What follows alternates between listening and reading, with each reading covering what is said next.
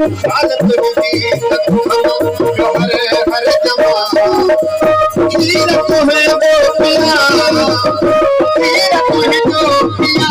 तीरथ है जो पिया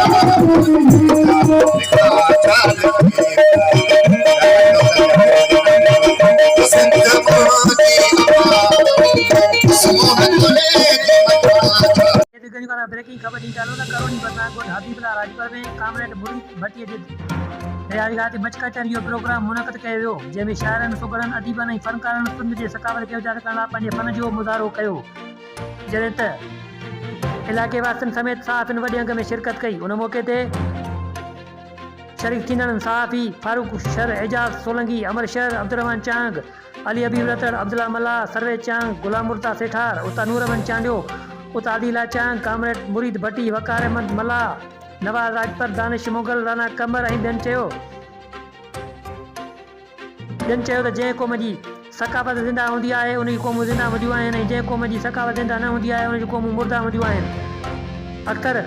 दिसंबर ऐं जनवरी में सियारे जी मौसम जे कचहरी या प्रोग्राम थींदा आहिनि ऐं हिन ॿिनि खे घुरिजे त अहिड़नि कचहरी या प्रोग्राम कराया वञनि ऐं सरकारी लेवल ते बि पिणु मुक़ररु कया वञनि। वधीक चयो त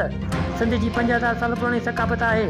जॾहिं त मच कचहरियुनि जो महफ़िलूं सुगड़ फनकार सभु कॾहिं थींदा आहिनि ऐं रूह रियाण थींदी आहे जंहिंजे करे असांखे दिली सुकून मिलंदो आहे। जॾहिं त बलोड़ा जी बशीर ख़ान बलादी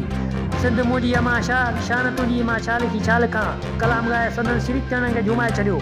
ऐं मरूम अलगोज़ मोहम्मद भट्टीअ जो फर्ज़न आर बुर्द भट्टी पंहिंजे बी नज़रे सुरनि जी वर्खा कई।